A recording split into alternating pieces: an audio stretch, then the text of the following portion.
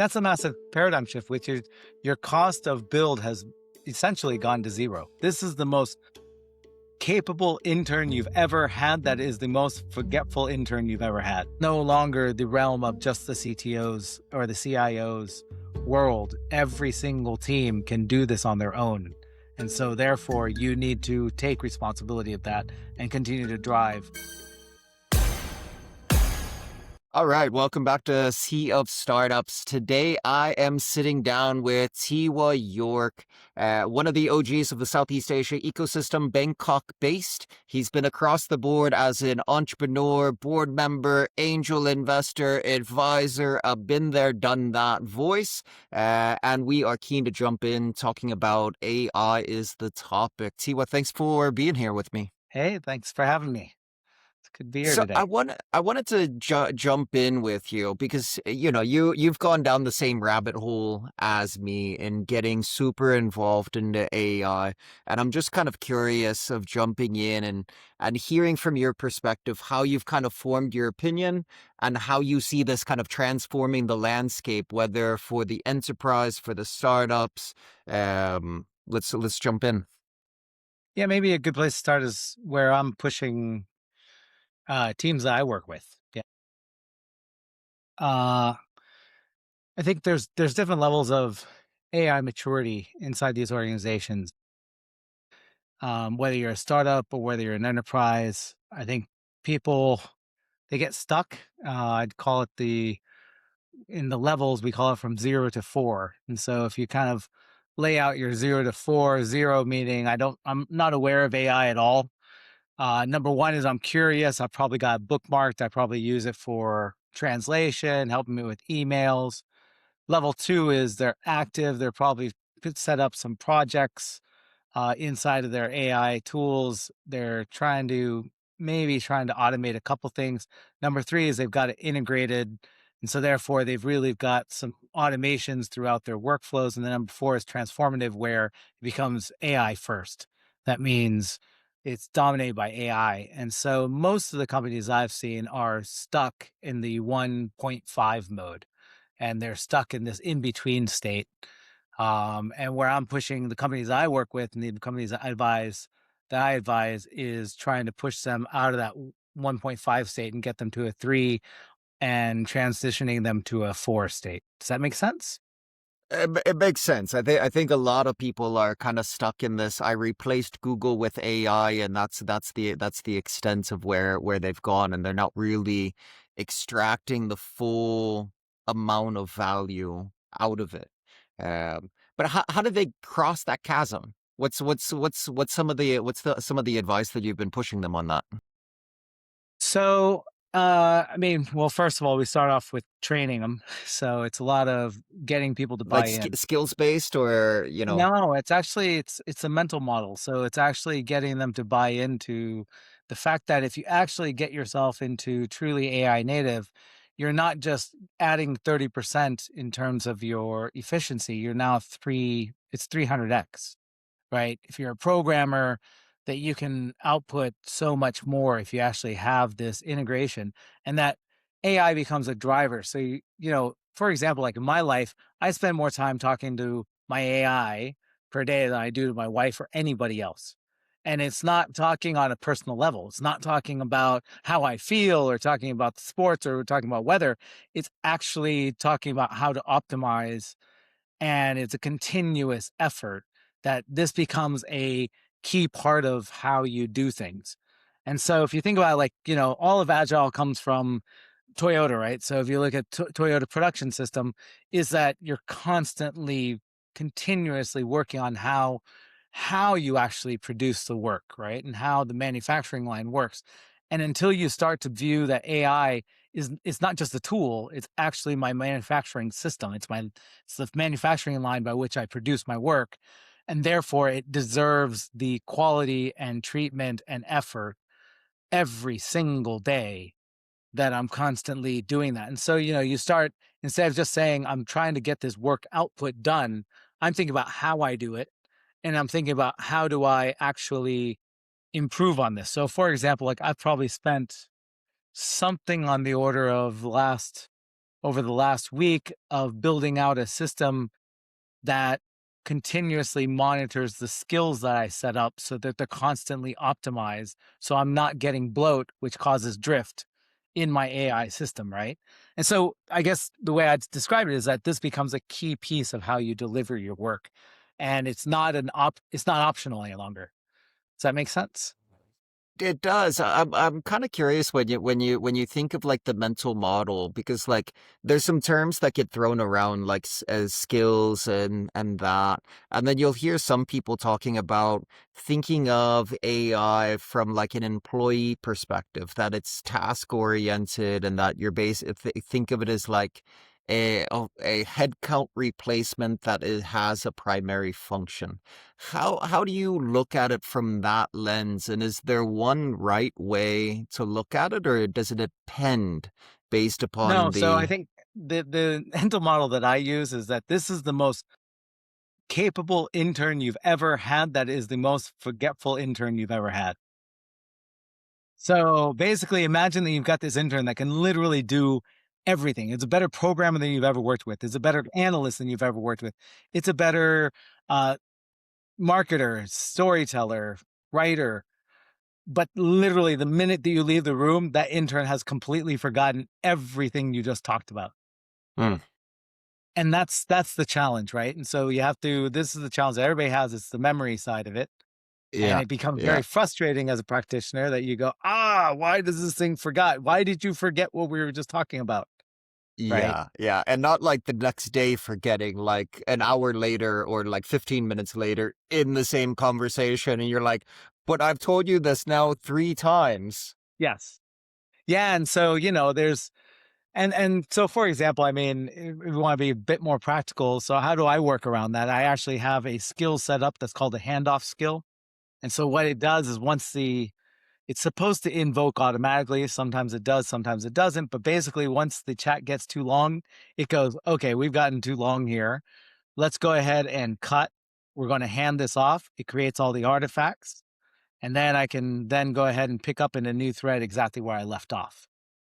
Right. Okay. And so I there's things that you start to build into your workflows that allow you to not run into these. And this is what I mean. So once you start to get into that fluency level, that you're understanding that this is no longer a tool, it's actually how I produce work. You start to build in these other things that go, wait a second, this is a constant problem I have.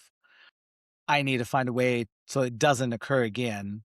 Right. And even like in my skills building, it defaults and does all kinds of things. And there's always limitations, but it's constantly changing.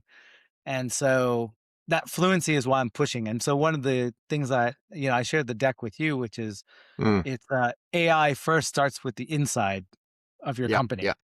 right? And so a lot of these companies that are trying to build AI tools and products, are they truly AI natives or not? And so it's one of the judgment calls that I make. And then we can probably get into this, but the AI startups I see that have come pitch to me, I just had this conversation yesterday where they're pitching stuff and it's middleware that's going to be in that middleware trap that, it's probably not going to be valuable in 18 months from now, So there's a and a lot lot that of may not be valuable in 18 months. right. Yeah. And so let's maybe park that for just a second. We can come back to Yeah, that where yeah, we yeah. kind of talk about the practical ways of how you utilize it and whether you're using it as your marketer, whether you're using it as your programmer, or whether you're using it as your analyst or your researcher. All those things matter. So, for example, in my setup, since I work so many, advisory roles and helping with strategy on this stuff, I actually have my strategy as a full tool documentation I can put together. It's quite a framework that's based off of working backwards. It's called 8Ds, and I can actually pump that out for a client very quickly. It actually, from Claude, it actually automatically connects to Notebook LM. It fires off my research in Notebook LM, pulls that back in over here. And so it's actually a full production system on how can I output this artifact for my customer.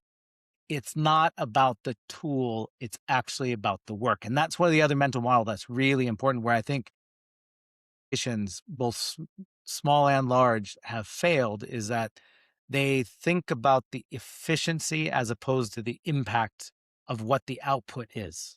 Hmm. A lot of CEOs are saying, well, this is going to save me all this staff. And I'm not one to tell you it will or it won't. And I don't even dare say that it will. What I would say, it should make your staff 10x what they can currently do and better, and allow them to spend the time on things that truly move the needle for the business. So once we implement AI, what are the business metrics? What are the real impacts that it's going to have to your business, right? If it saved me an hour of work to produce just a report, is that really impact to the business? Well, I would say, what insights is it going to bring you? What other things does it bring you? That's nice, and it's nice for me personally. But Yeah. as we really think as an AI native company, fluent company, is when we do this, what are the big impacts, right? So, for example, some of the impacts I've seen from some of my friends' companies. One, they're a software development house. They actually just replaced Jira and Confluence with Hmm. their own setup. They spent 4 days programming it, Coding it. that Hmm. coding it. That saves them $2,000 a month. That's $24,000 a year. Another company a buddy of mine invested into, they actually just replaced HubSpot, and they invested 8 hours in vibe coding it, fix exactly what they were doing in HubSpot.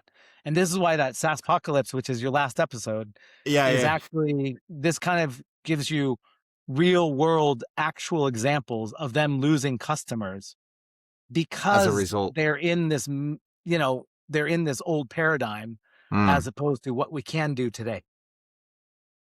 No, I do agree on that. I mean, from my own personal experience, we replaced our fund admin platform, partly because of a bad experience and partly that it was just way too expensive. So I built the entire thing myself. It took me longer than 8 hours. But nonetheless, that saves me $40,000 a year. Because That's like massive. each fund, they charge me on a per fund basis, and it ends up becoming extremely expensive as you start adding and adding. And honestly, like, and I think this is one of the aspects of it is like when it comes to the build versus buy and the rip and replace and these sort of like calculuses that companies are doing, the balance of the two sides is shifting because it's so much easier to build yourself and the cost of ripping and replacing is coming down. So if the incumbents, the software stack that you said got replaced or the one that I replaced, if they want to remain viable, they either have to become significantly cheaper or they have to deliver significantly more value, right? Exactly. Exactly. And that's a massive paradigm shift, which is your cost of build has essentially gone to zero, right? So it's basically been commoditized. What used to be a very high value, high dollar skill of actually being able to program and product manage these very complex workflows, that actually has literally come down to, okay, how many tokens does it cost me? Right. And because the real skill set that matters now is, you mentioned this in your last podcast, is actually product management skills, some level of technical knowledge, and some level of being able to orchestrate. Right. And so if you can spec it out and you understand that, and this is the other mental model that people need to understand, is something that I push the teams on, which is, once you start to really engage this at a level 3 engagement, you actually need to step back, and before you start and jump in and go, okay, I just want to get this done, you actually go, how do we do this? Yeah. And Yeah. right. And so I actually have I have a customized, it's called product craft skill that I built. So Anthropic offers you a out of the box one. It Yeah. wasn't good enough for my application of it. So I took that, riffed on it, and then made it so it's a product. So it does a product requirement spec for whatever, you know, path, whatever workflow I want to use. Right. Okay. So it actually Okay. specs it out, and then we start to decide on what it is. And by the way, I'm not a programmer. So I'm not using Claude Code. I'm using Cowork. I hate programming. But you're So you're technically savvy, I would say. Maybe not in the lines of code, but you're technically savvy, yeah? yes. Yeah. Been doing it a long time. Yeah.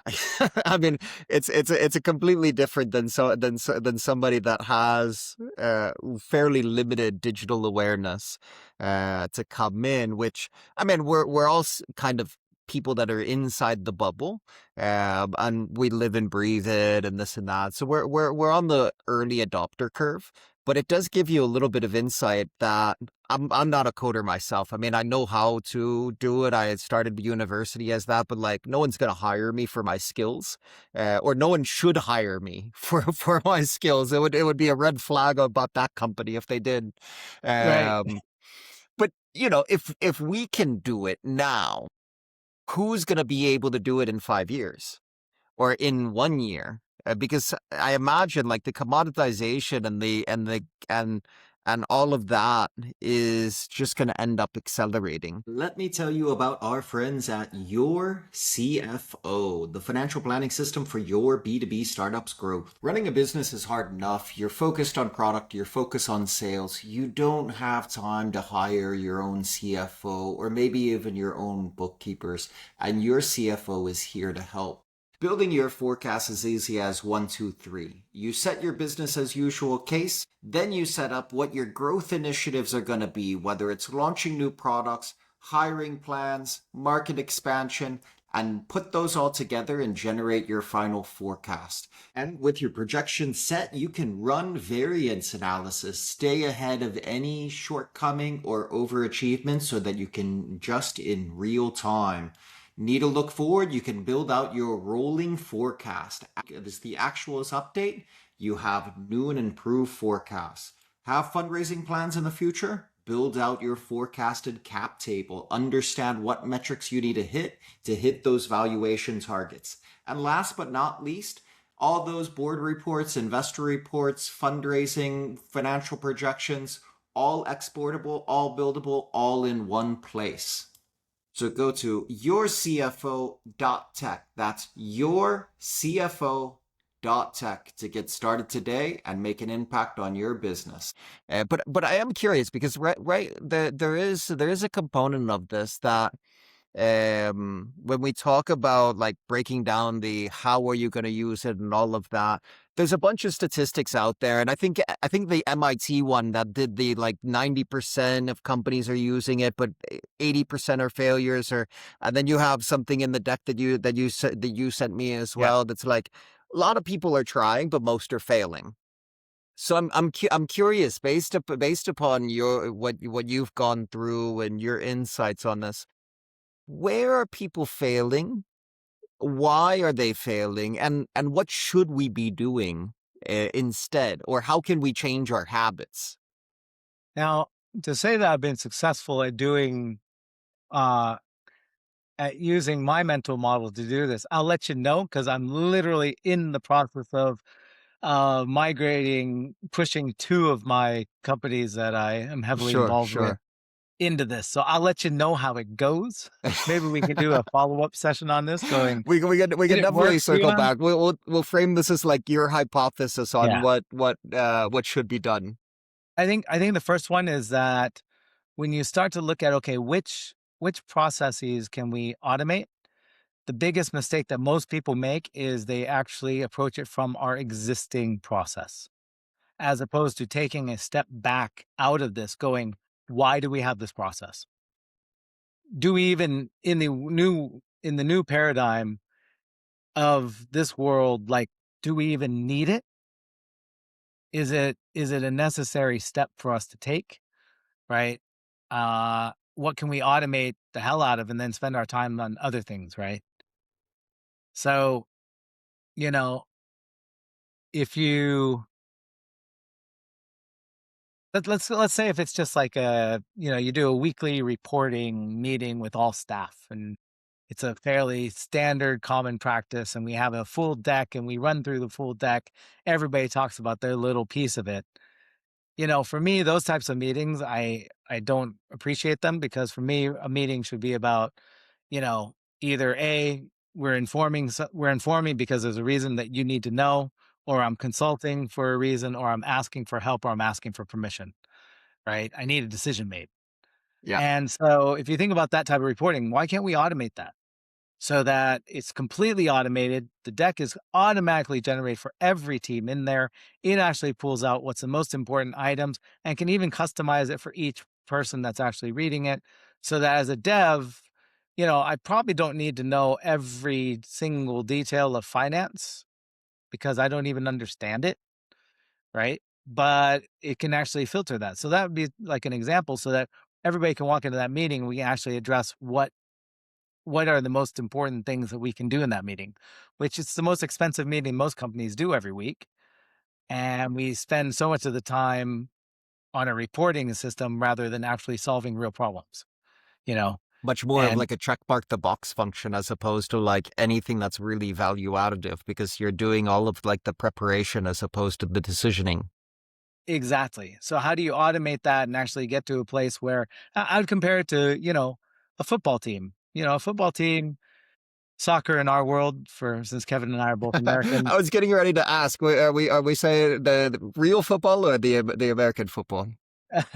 that doesn't actually matter because if you look at the behaviors, is that when a football team, they either are on the field practicing, working out together, or they're looking at game tape and making plans, right? They're not reporting on last week's stats, right?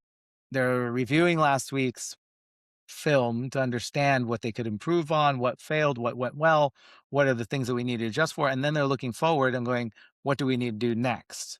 Right? But they're not looking at each individual stat during that meeting because it doesn't bring much value to it, right? Because that stat is an overall KPI that happens throughout the season. And each individual, no matter how good your KPIs are, if you lose the game, your KPI doesn't freaking matter, right? Unless you're playing basketball these days, then it seems like But the reason I lost interest is it seems like mostly like stat padding these days. But I could go on a separate rant about that sport. Right. But all that example to bring it back to, okay, so then are we really looking at our processes that we currently use from the viewpoint of what can we actually get rid of? What can we make it? It's not just making it a little bit less painful to do. It's actually really challenging ourselves going, can we get rid of this or completely automate it so there's no human in the loop necessary? Mm. Right. But so let me ask you a question on this because like as we start implementing more AI into our processes or replacing processes, we do oftentimes have the same garbage in, garbage out potential effect in the way that companies implement because AI is a multiplier and it will be a multiplier on the same quality, good or bad. So if you're talking about teams having bad judgment and you give them a 10x multiplier, is that just going to make it like 10x worse judgment or like we can't I'm not sure whether or not this is something that is all of a sudden going to correct the failures that exist unless they're taking a big turn, yeah?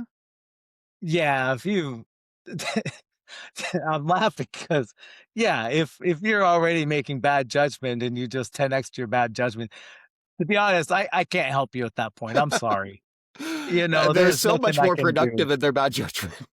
Yeah, I'm sorry, but if you are trying to perform at what I you know, constantly workshop on is high performance teams, which means it's continuous. And one of the aspects is continuous improvement, and Yeah. that you're always trying to be better no matter how good the last game was, how good you were at that last thing, that just wasn't good enough because there's better ways. And the next upcoming game, the new competitor is going to be completely different.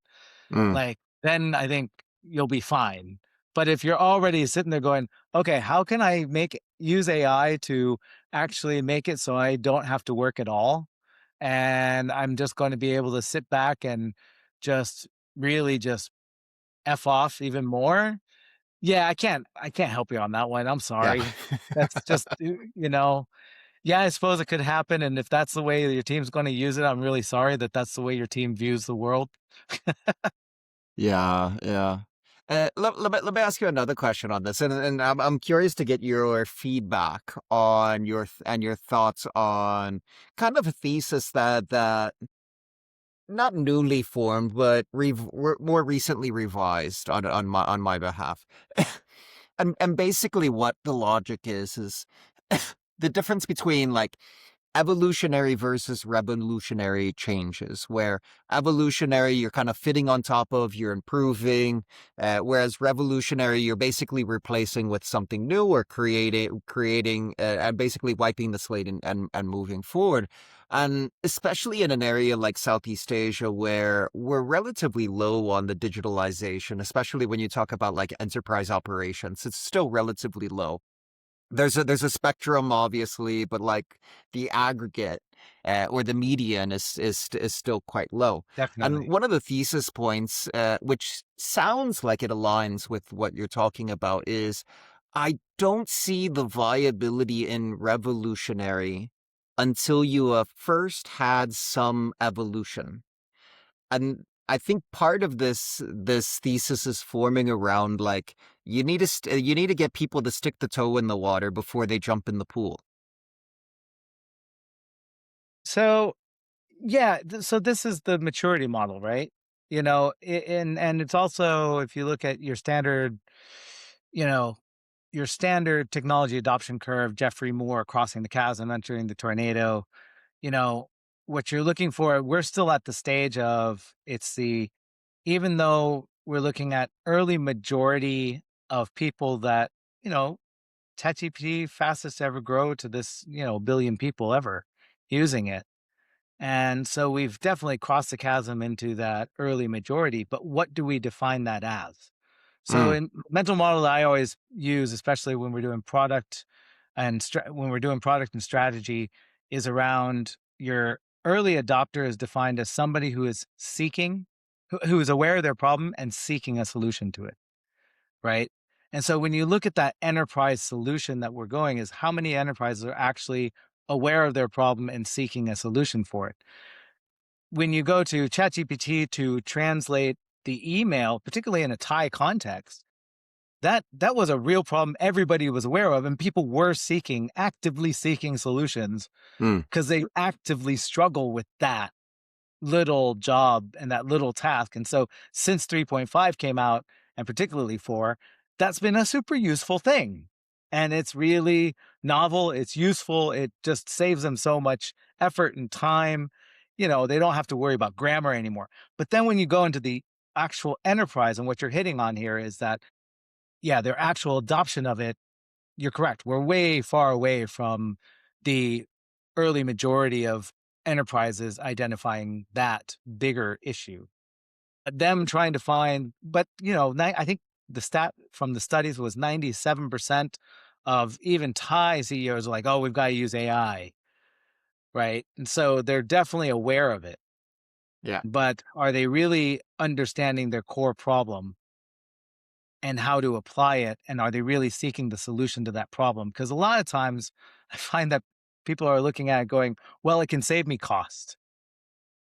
And the question is, does it really? I mean, well, will it? I'm not so sure. If you actually add up the it has definitely saved me a ton of time, but also my learning curve and the amount of tokens I've spent, the amount of money I spent because I'm an idiot and I waste so many tokens because I don't know what I'm doing You and me and I'm both. fumbling around, right? I think last month I spent $500 Yeah, in tokens yeah, on yeah, fumbling around and trying to improve how I do things, yeah, right? yeah. And so it's like, yeah, if my wife just looks at me and rolls her eyes because she's like, "What are you spending it on?"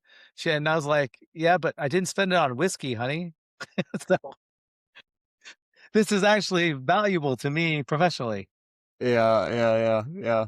I mean, to be honest with you, on that, because that kind of touches on like the doom and gloom around what's going to happen with hiring and jobs and all of that, and you know, oh, it seems almost universally with everyone I know that has a high level of AI adoption that they seem to be working more now than they were before. I joke that there's like an addictive nature of being able to get so much done that we're all like the eight type A personalities and just like get like a dopamine hit every time that we accomplish something. So like we're working nonstop because we're on that cycle of getting so much done.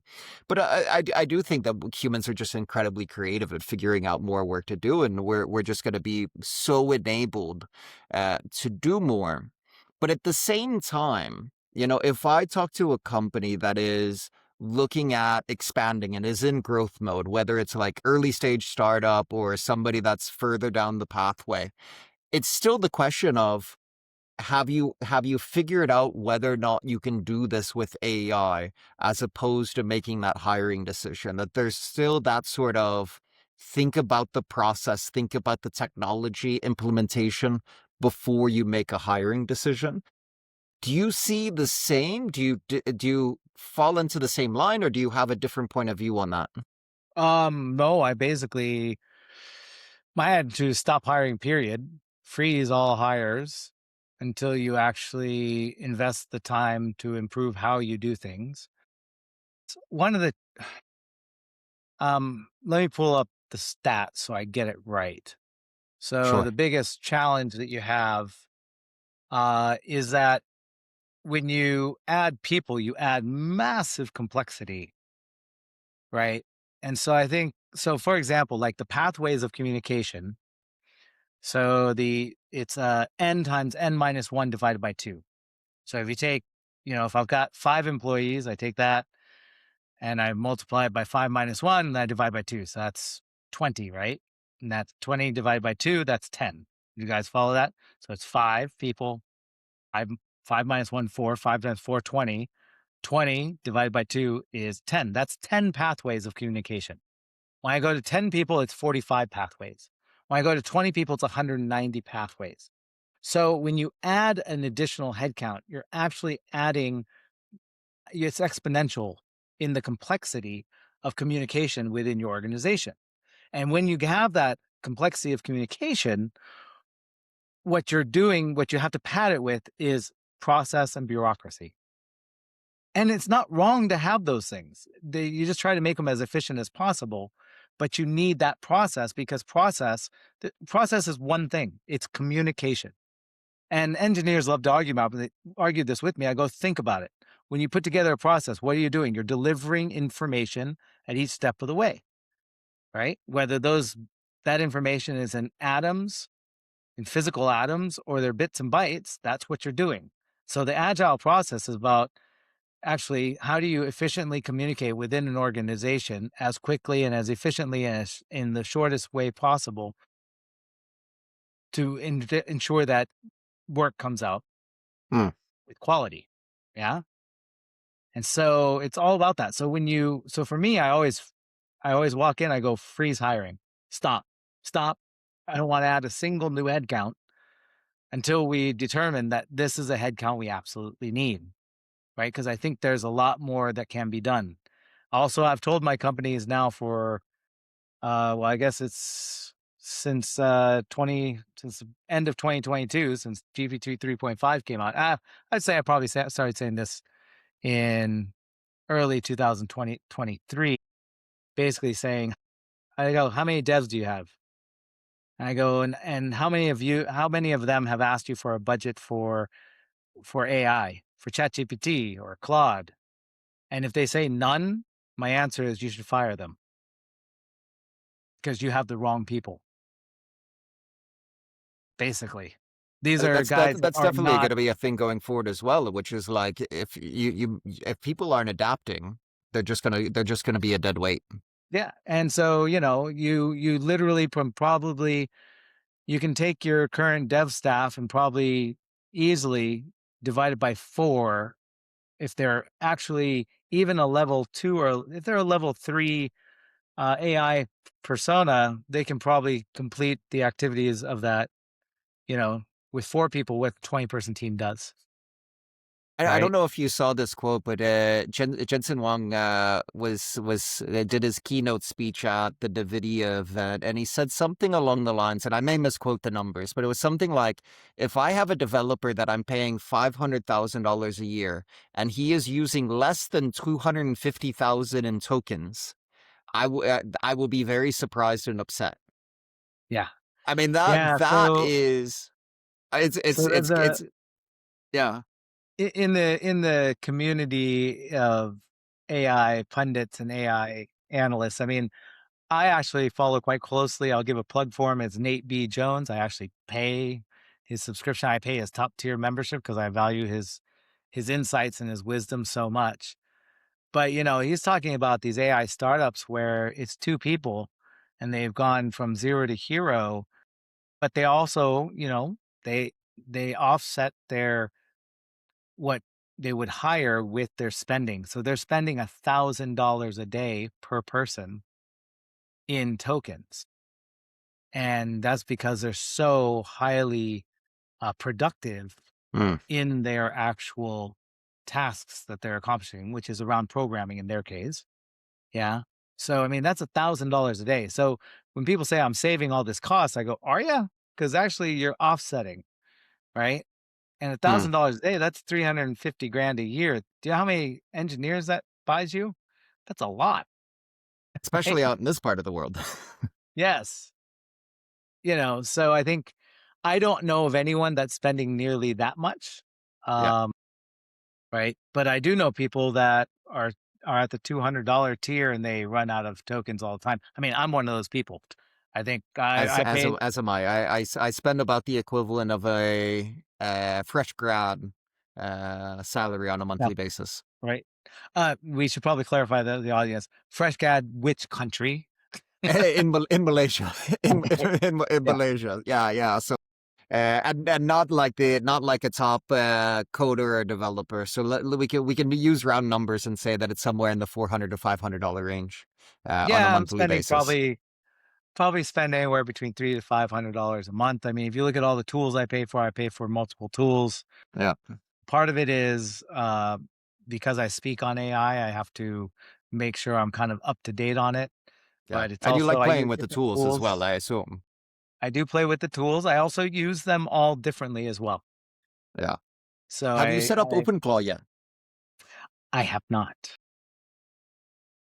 So I actually was the MC in the very first Open Claw Thailand event. I was the MC, Ah, and nice, nice. everybody, I met the guys. We're gonna try and collaborate on an event. yeah. So I got on stage and I was there for 3 hours on stage. And people are like, "So have you installed?" I'm like, "No."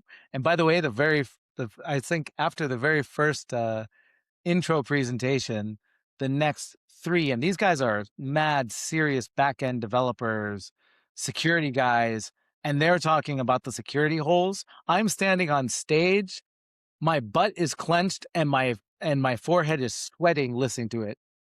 And so I'm very cautious. Yeah, I could Yeah, install it on a separate machine on a yeah, VM, yeah. do all that stuff and lock it Yeah, down. And do the Mac Mini. I'm gonna I know a bunch of people that have just set up a VPS and have done it there. You're basically doing same but virtual machine. yeah, and you can hire those actually very cheaply right now. There's a provider here in Thailand. It'll cost you $4 a month to fire up your machine. They've Yeah, actually got the basic security already in there. So you yeah, can do that stuff. I'm of the attitude that I'm gonna wait. When it first started getting popular, I think this was back in January. yeah, And my group, I set up, even though I'm not a programmer, I set up a group of OG programmers that are all my friends. They were all mad deep into this, but they weren't really talking to anyone. So I put them together as a group, as my personal hack. They get to share, and then I get to see what they're talking about. yeah, And yeah. at that time, I wrote You feed that conversation into a model, send it over to Notebook LM to turn into a podcast. So you just kind of listen to it on your morning walk or something. exactly right. And so I asked about the open claw thing, and my buddy Ian, he wrote back. He's like, "Oh no, it's easy to lock this stuff down." He sends me this whole list of instructions. I looked at it. I was like, "Yeah, I'm not doing that." It's easy for him. but like for the layperson, and I had somebody describe it to me in a fashion that was basically like, look, and you used this terminology earlier that AI is like your smartest and your most forgetful intern. And he said the guy was talking to me and he's like, now this is like a good CTO. He says if you hire an intern in order to do anything on the tech side, yeah, you have to really ring fence what they can do and what they cannot mess up. And so you're putting in these sort of like safeguards around what they're permissioned to do. And so he's like, you basically now just have a virtual employee that you're assigning tasks and you have to do the same sort of architecture. The main difference is the technical aspect of knowing how to create that framework. But the logical mental model is basically the same as the way that he put it. Yeah, and I mean, but this is a today problem. It's so brand new. It's everything's, whether it's OpenClaw, NanoClaw. I operate in Cowork, which is kind of Claude's version of this. That's a little bit more protected. And so I kind of depend on Anthropic and Claude's world to actually protect me. So I operate primarily every day out of Cowork. That's my particular surface that I operate from. Um, I touch code once in a while, only when I absolutely have to, and usually it's just out of terminal. So that's kind of my particular services that I interact with to make real work happen. Yeah, and I'm waiting for OpenClaw. On the flip side is you look at NeoClaw and what Jensen Huang came out with, and Yeah. the thing is that this thing is becoming its own. It's going to become the operating system of the future, and I think that mental model is something for not just startups, but executives, but also founders to think about if they're trying to get into this, which is what does this thing look like in 18 months? So many, and maybe this is a good segue into this topic, which is Yeah. people ask me all the time, Tiwa, what AI companies are you invested in? I said, I really struggle to invest into AI companies because most of them are middleware companies. They're solving today's problem Mm. and they're not actually looking at 18 months down the road. And actually, people will go, well, how do you know that? I go, well, actually, I confess myself and my friend Adrian Vanzel, we actually worked on our own AI startup in 2023. We spent $50,000 over 10 months and we actually shut it down because we could see we were in this middleware trap. Yeah. We were solving our problems and we're like, okay, why can't, ChatGPT 3 and 5 or 4 do these things for me in email, in my calendaring, and all these things? And after we looked at the landscape, we're like, oh dear, this is today's problem. And these, Google, Microsoft, they're going to have to solve these problems. They have to. Otherwise, Mm. they're going to lose that massive anchor of their business. Right. And Yeah. so we pulled out. And so that was my first time experiencing it, and that was my own personal one, and we just pulled the plug. We're like, "You know what? Let's stop this. We've already spent $50,000 of our own money. Let's go ahead and shut this thing down." And since then, I've used that as my view. And yesterday, I just had this exact conversation. I won't name the name of the company, but what they've done is they built a tool that they identified the problem, which is for enterprises who are actively trying to implement.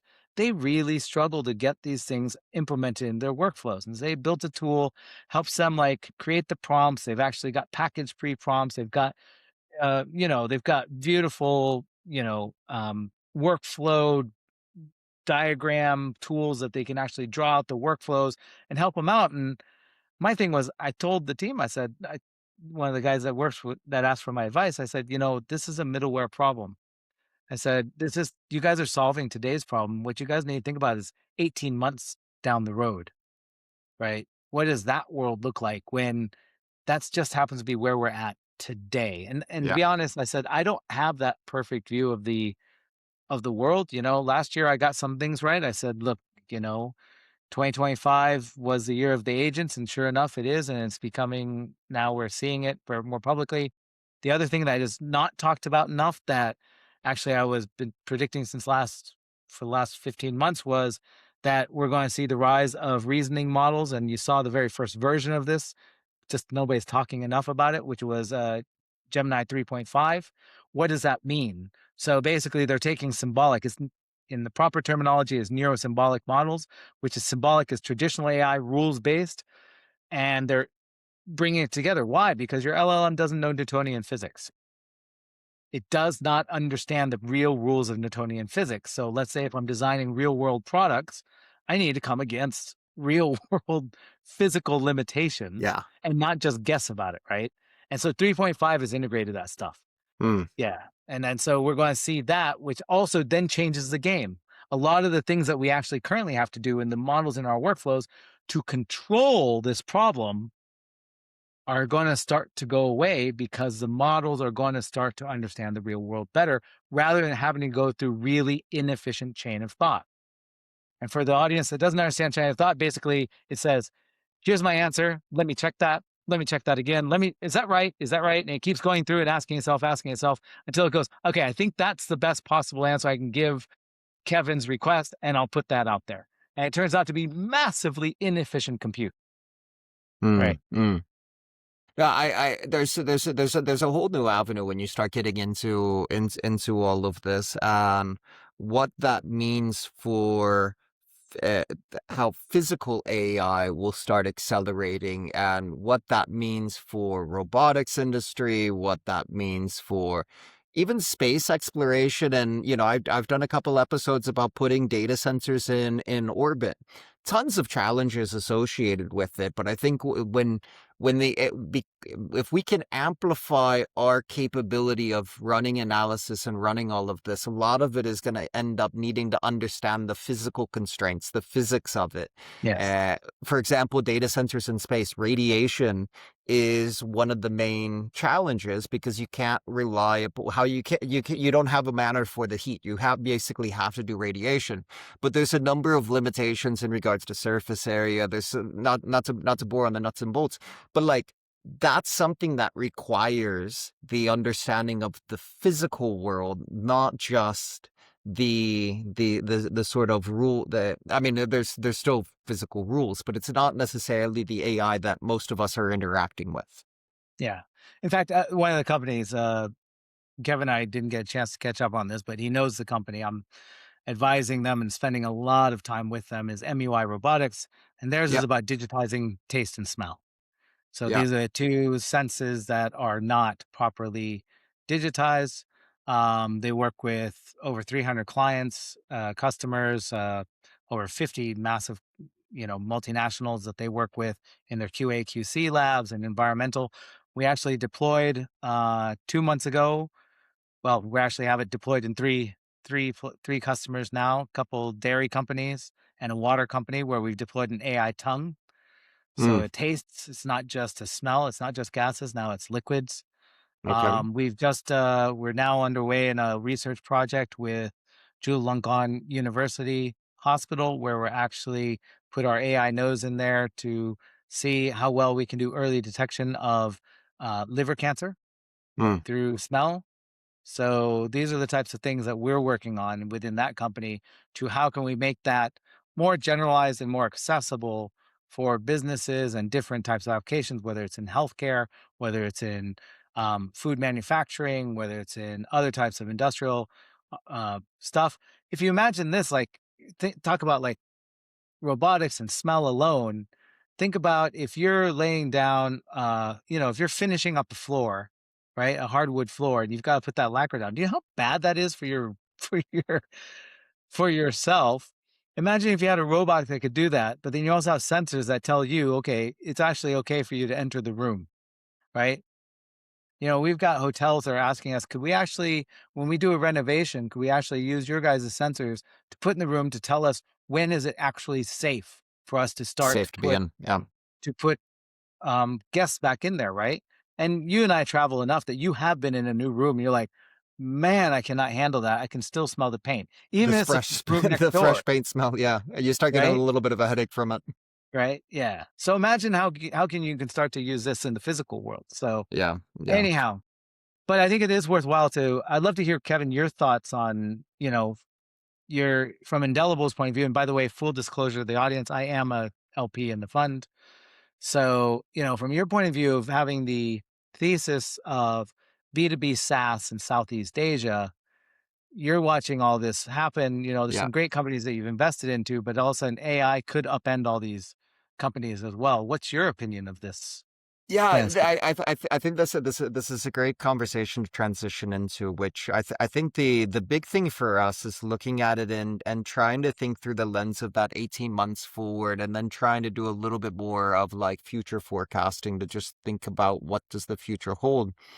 And if I do that and start trying to think about it, I think for the most part, the most vulnerable are those sort of middleware or horizontal plays, the generic aspects of technology, because those are essentially going to end up getting commoditized by these same AI models. Um, I don't need a specialized email writer anymore because Gemini's built in. So and I'm using Workspace, so why not? I'm sure Microsoft's a little bit behind on how well they've implemented, even though they had an inside track. Um, but a lot of the horizontal layers are going to end up getting pushed away, and some of the big verticals may end up. When Anthropic ended up teasing out their aspect of going after the legal segment, all of a sudden you saw a whole bunch of people wondering whether or not companies like Harvey were going to be cooked. Now, mind you, legal funding is still getting massive amounts of funding. There's a bunch of AI startups. But for me, especially in Southeast Asia, I think if you're going to compete on horizontal, and I've always felt this was true, is that though those horizontal layers end up becoming a war of capital, whereas going vertical oftentimes is less of a war of capital and more of a war on capability. And I think that's where we have an opportunity to go after, is looking at vertical niches and having a better understanding of the workflows and how we can actually integrate into those. So thinking about from the same aspect of the way that you're advising companies in regards to how to adopt AI, startup founders need to take that same perspective and break down that process flow of how companies are operating and think about it from terms of, why does that process exist? Can we improve it, or does it need to be replaced? Replacing is hard because change management is very hard, and companies are very skittish on shifting roles and all of that, which is one of the reasons why the thesis on taking an evolutionary first and revolutionary second.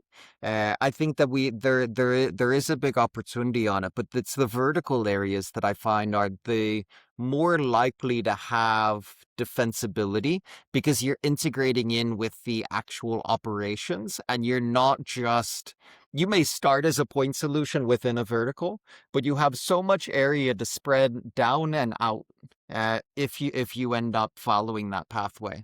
And Yeah. so that's kind of the way that we've been viewing defensibility. And there's a number of sort of moats that you can try and grab, whether it's the proprietary data, whether it's the workflows, there's some network effect that can happen, etc. But that's definitely where our mindset is at presently. Yeah, I totally agree with that. I think, vertically is really good, particularly if you've got highly regulated, highly complex legacy environments. As long as you also have the other key ingredient is your early adopters, that you've got they're aware and they're seeking solutions. So those are the people you need to select out. So, like, let's take, for example, like one of the companies I work with, their focus is now this year, it's like, okay, we're very, very much focused on oil and gas. And we've always been focused on oil and gas, but last year was also FSBI, so it was financial services and banking. But here's what we learned with financial services and banking. Financial services and banking, those who are in the early adopter stage, they all have internal teams working on this. They don't need our help. Yeah. Well, not yet, at least. And then those that actually do need our help, they're in the early majority or late majority. They're not seeking solutions. So therefore, we found that this particular vertical was not good for us. Mm, Whereas with oil and gas, they are aware, but they're not trying to build up their own internal capabilities. And because they are highly regulated, very complex, yeah. environments. So I totally agree with you. The other thing that I look for in that is data. So what data is hard to capture? What data is hard to to utilize that makes it a very defensible, and it could be that data is going to lead you to insights. Yeah. So let's say if your little startup is actually focused on, mining tin, for example, but you actually understand the economics of mining tin, that's great. You know, that's a massive industry and it matters. And right. So I think there's a lot of value. So totally agree with where you're, kind of the framework or the lens that you've put around this. Yeah. So let me ask you one closing question, because just aware of time, I've been keeping you a little bit longer than anticipated, but I've been enjoying the conversation. In the presentation that you shared with me, you had this sort of like 30-day outlook, forward looking, for the founders or anyone that's listening right now, if they could commit to one thing this week, first step, first commitment, what is it? Oh, so it depends. Well, actually, it does It always depend upon. depends. It does depend upon what level they're at. Let's say if they're at level one. Yeah. Okay, so the first thing that they should be doing is uh, every they should identify one thing that they think they could improve by automating within their AI environment, within whether it's Gemini that they're in, Claude or GPA. Like, let's say if they're going, wow, I really think I could do my job descriptions more efficiently. Okay. So how do we actually, rather than doing one off, which are going, oh, I can do it a lot faster than I ever did before, how do we make it so it's standardized across the organization? Create a project. That would be one thing. But the key thing that I would say is that, the same way you do your stand-ups on every project, you should be doing a daily stand-up on your AI. You should be going, what have we done? What are we planning to do? And what roadblocks do we have? And what can we improve upon? So it's a constant daily effort by you and your colleagues and your team and your staff that everybody is looking at this as this is not something that, okay, we fix it once and we leave it and it's now automated. We actually are constantly moving ourselves up this fluency ladder because you're going to discover things that, like I said, you're going to discover little things, which is, okay, I've just created a bloat, this massive bloat, right? I think your guest on the last episode actually said there's one organization that in Australia that had 10,000 agents running, Yeah. right? And so that's a problem.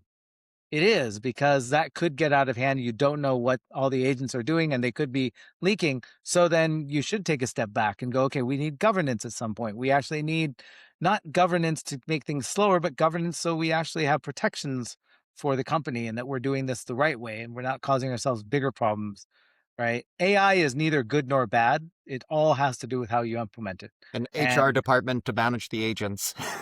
yeah, you're right. And it is that big of a deal. It is something, and you can't create it. So a lot of times, the other mental model, maybe something to leave the audience with is before your mental model was you'd leave it with the CTO to think about. Forget that mental model. That's gone. Each team needs to think about this.